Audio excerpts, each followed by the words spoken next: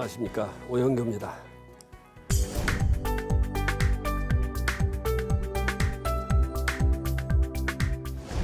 지난 시간에는 혁신에 있어서 혁신 특강의 강좌를 제가 세 장으로 나누어서 한다고 말씀을 드렸습니다. 첫 번째가 혁신의 출발, 그리고 두 번째가 혁신의 현장인 실행, 그 다음에 혁신의 완성이라는 세 개로 나누어서 진행을 하기로 했고, 그 중에서 혁신의 출발에 관해서 집중적으로 말씀을 드렸습니다. 혁신의 출발은, 혁신이라는 것은 역시 변화와 새로운 것을 창조하고 또 새로운 개선을 해나가는 것을 혁신이라고 보고, 그 혁신을 위해서는 결국 일하는 방식을 바꿔 나가는 것, 즉 일하는 방식의 혁신이 혁신의 좁은 의미의 실체적인 혁신이다, 이렇게 말씀을 드렸습니다. 그리고 이러한 일하는 방식의 혁신은 궁극적으로 현재의 상황에 대한 진단을 할 수 있는 상황인식 능력, 즉 현재 어디에 서 있으며 어디로 가고 있고 잘 가고 있는지, 그리고 이대로 가도 괜찮으냐 하는 것에 대한 전반적인 평가와 진단을 할 수 있는 냉철한 상황인식 능력을 갖춰야 된다. 그리고 그런 인식의 상황인식 능력의 토대 위에서 과연 어떤 마음가짐으로 출발해야 되느냐 하는 것이 상황인식 혁신의 출발에 있어서 매우 중요한 요소 중에 하나다 하는 말씀을 드렸습니다. 그리고 이런 것들을 상황인식 능력과 이런 걸 토대로 해서 혁신을 출발함에 있어서 중요한 것은 CEO가 가장 핵심적인 역할을 해야 되고, CEO를 중심으로 혁신에 대한 기본적인 선언과 그리고 그 혁신을 잘 돌아가게 하기 위한 여건과 환경을 조성해 주는 그런 것들이 혁신에 있어 매우 중요하다 하는 말씀으로 혁신의 출발에 관한 것을 종합적으로 말씀을 드렸습니다. 그런 토대 위에서 혁신을 현장에서 이루어지고 있는 혁신의 실행에 관한 것을 여러분에게 말씀드리겠습니다. 지난 시간에는 이러한 혁신의 실행에 관련된 내용 중에서 바로 혁신의 현장에서 이루어지고 있는 혁신의 현재의 실상이 어디에 있느냐 하는 것을 소개를 드렸습니다. 즉, 우리는 계획은 참 잘 많이 만듭니다. 그래서 계획을 위한 계획 또는 한건주의가 범람하고 있기 때문에 그 계획은 많지만은 실제 그것이 실행에 옮겨져서 변화를 가져오고 또 성과를 가져오고 발전을 이루는 그런 실행은 매우 약하다. 그래서 이제는 계획보다는 실행에 역점을 둬야 된다 하는 것을 말씀을 드렸고, 그리고 현재 우리가 혁신의 현장을 보면은 바로 실상은 기업에서부터, 기업이 제일 나은 편이지만은 제일 안 되고 있는 것이 대학이다. 정부도 지방정부가 더 안 되고 가장 열악한 것이 대학이다. 그래서 이제는 실제 성과 중심, 고객 중심, 실적과 능력 중심, 그리고 효율 중심이라는 기본적인 패러다임을 이제는 기본적으로 바꿔가야 된다 하는 것으로 혁신의 실상에 대해서 여러분한테 소개해드렸습니다. 이런 토대 위에서 이제 바로 혁신을 진행함에 있어서 가장 중요한 혁신의 좌표에 대해서 말씀을 드릴까 합니다. 혁신을 가기 위해서 우리가 궁극적으로 어디로 가야 되는지가 중요합니다. 즉, 모든 일을 할 때나 또는 어디 등산을 할 때나 어디를 갈 때나 우리가 어디로 가야 되느냐 하는 목표와 방향을 설정하는 것이 가장 중요합니다. 목표와 방향 없이 간다는 것은 필패를 의미합니다. 여러분, 등산을 할 때 그냥 산속에 가서 걷겠다 하는 등산은 아니지 않습니까? 나는 바로 지리산에 천왕봉을 가겠다. 나는 한라산에 제일 백록담을 가서 넘겠다. 이런 목표를 정하게 됩니다. 이런 목표가 없이 바로 간다는 것은 사실상 실패를 의미합니다.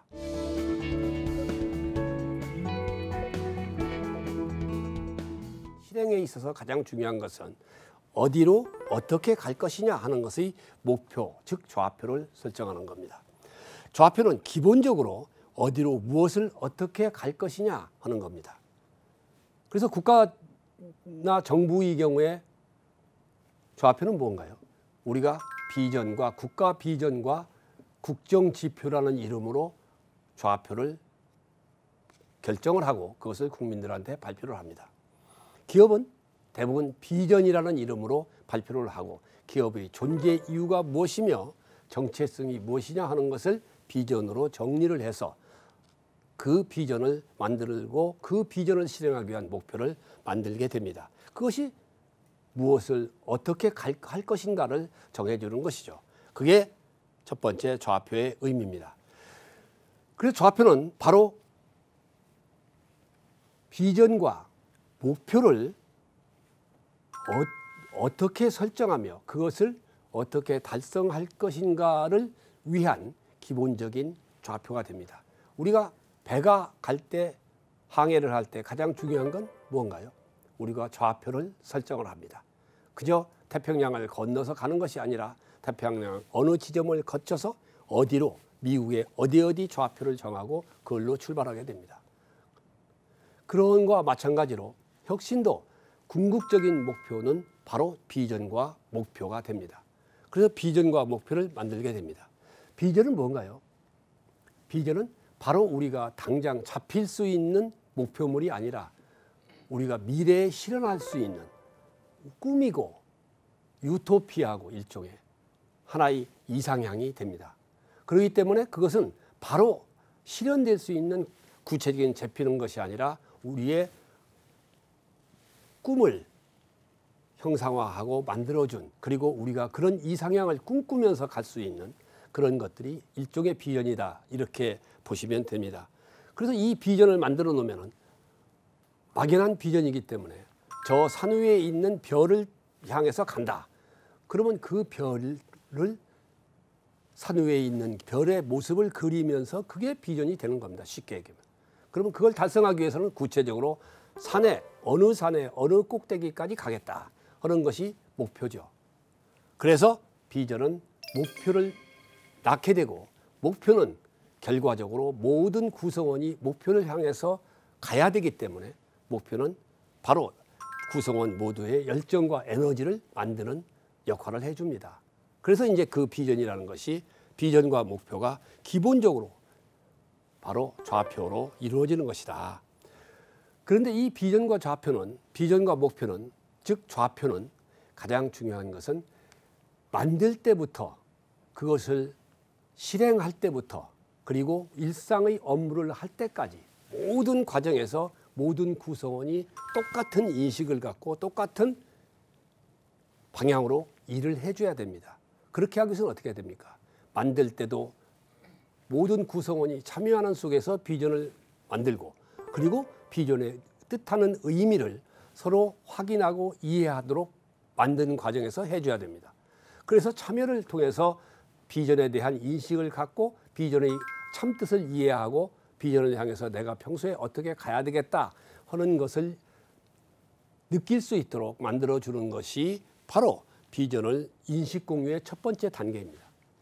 그렇게 해서 만들어지면은 바로 일을 할 때 이 비전과 목표가 의미하는 방향에 따라서 뜻에 따라서 자기가 일상의 업무를 선택하고 결정하고 실행해야 됩니다. 그렇게 하기 위해서는 어떻게 해야 됩니까? 끊임없는 공표를 통해서 끊임없는 학습을 통해서 자기가 그 참뜻을 잊어버리지 말아야 됩니다. 인식하고 있어야 됩니다. 그것이 좌표의 중요한 의미가 됩니다. 그래서 매 일할 때마다 일상적으로 그런 것을 참뜻을 이해하고 가는 그런 역할을 해주는 것이 좌표다. 그래서 이렇게 만들어진 좌표는 기본적으로 비전이 되어지면은 비전은 무엇을 낳는가요? 바로 중장기 목표, 정책 목표를 낳게 됩니다. 그리고 중장기 목표가 되면 어떻게 되나요? 연간 계획이 나오죠.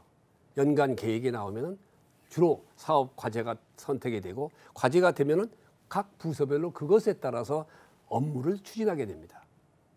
그리고 그 업무 추진을 위해서 세부적인 성과 지표와 지표별 목표가 설정이 되게 됩니다. 그렇게 되고 그 지표에 따라서 개인별로 실행이 되죠. 그것이 일종의 좌표의 실행 체계가 됩니다.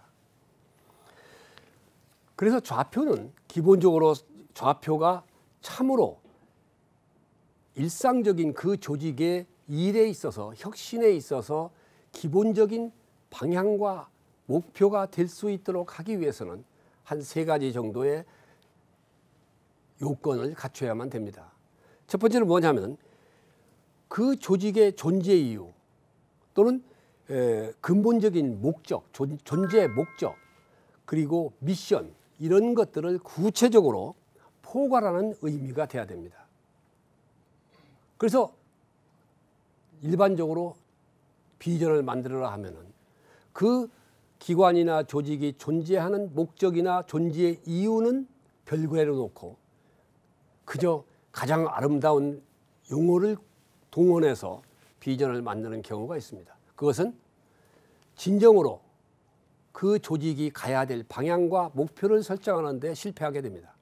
왜 그러냐면 그 조직이 존재하는 이유가 있어야 되는데 그 이유에 맞는 비전이 나오지 않는다면 그 맞지 않는 존재 이유에 맞지 않는 목표를 향해서 일을 한다는 얘기는 그 조직의 존재 이유를 망각하는 것이 됩니다. 그렇기 때문에 비전은 반드시 그 조직의 존재 이유나 목적에 맞는 그런 뜻을 포괄하는 존재를 포괄하는 바로 좌표가 돼야 된다. 즉 비전이나 목표가 돼야 된다 하는 것이 첫 번째가 됩니다. 두 번째로는 좌표의 실행 체계가 체계적으로 적합하게 만들어져야 됩니다. 즉 실효성 있게 만들어져야 됩니다.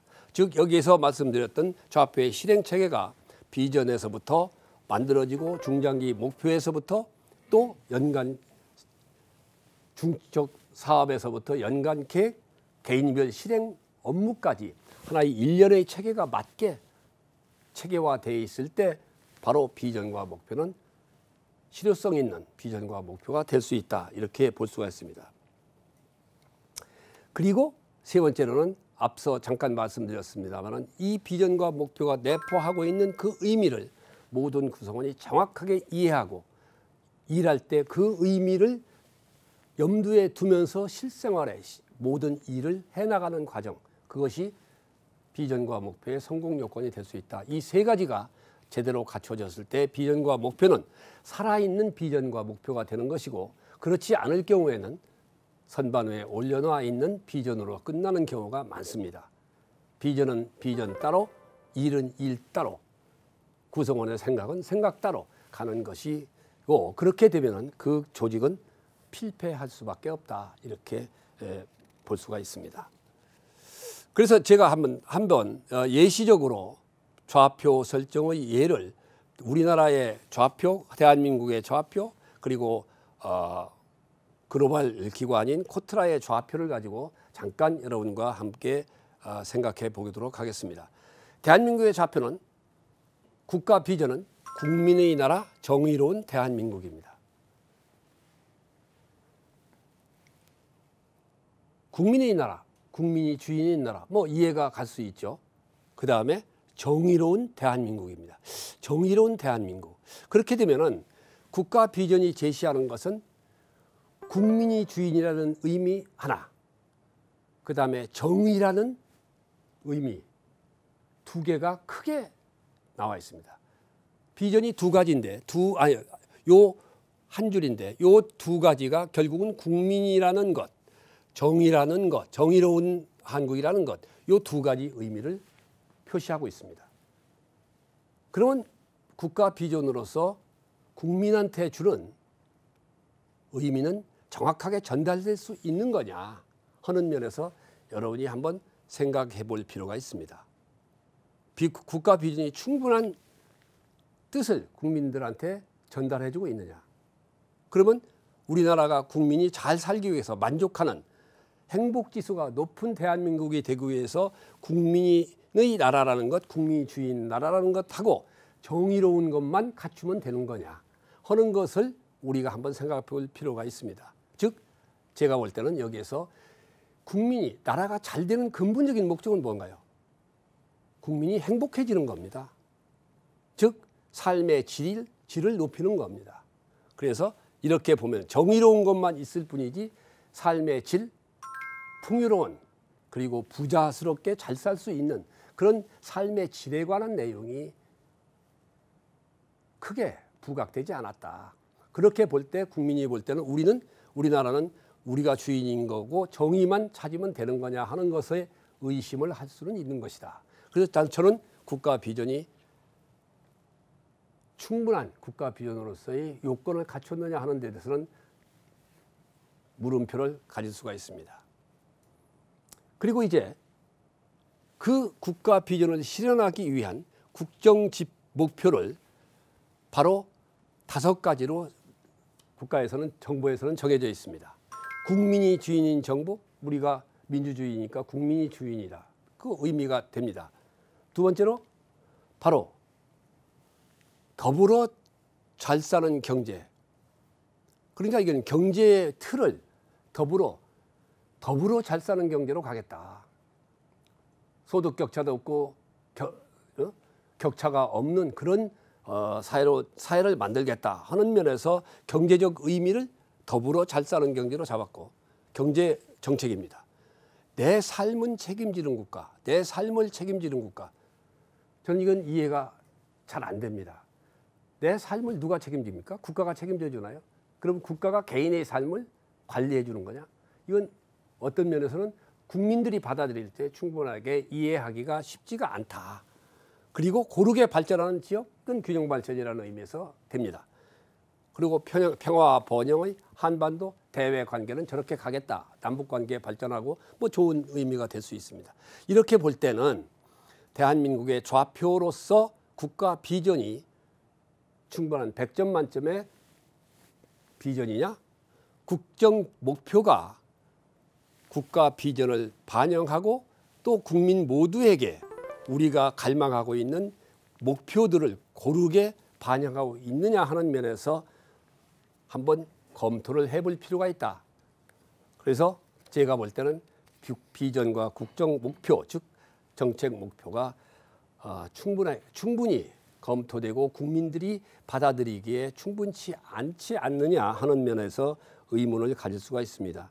즉 내 삶을 책임지는 국가는 인간의 삶을 어떻게 개인이 느끼며 어떻게 가야 되느냐 하는 것에 대한 방향 제시가 어렵다 하는 면을 볼 수가 있습니다. 그래서 사실은 좌표가 중요한 겁니다. 코트라의 좌표 한번 보겠습니다. 2018년에 만들어진 코트라의 좌표는 중소 중견기업의 해외 시장 진출과 글로벌 일자리 창출을 선도하는 인류 무역 투자 기관입니다. 이렇게 본 비전은 크게 여기서 봤을 때 중소 중견기업이라는 것 대상이, 그 다음에 해외 시장 진출이라는 것, 글로벌 일자리를 창출한다는 것, 그리고 인류 무역 투자 진흥기관이라는 것, 이렇게 4가지 구성 요소로 비전이 만들어져 있습니다. 그럼 이런 코트라의 존재 이유는 비전에 반영이 되어 있습니다. 코트라의 존재 이유는 뭔가요? 우리나라 기업의 해외 수출을 지원하는 기능. 하나는 외국의 투자 유치를 우리나라에 만드는, 지원해주는 기능. 이게 핵심적인 역할, 코트라의 존재 이유가 바로 법에 들어가 있는 존재 이유가 그 2가지입니다. 그러니까 그 2가지를 실현하기 위해서는 이런 것들에 대한 내용이 구성 요소, 중소 중견기업을 대상으로 해외 시장 진출을 지원하고 글로벌 일자리를 창출하고 그렇게 함으로써 인류 무역 투자 기관이 되겠다 하는 것은 이런 괜찮게 만들어져 있습니다.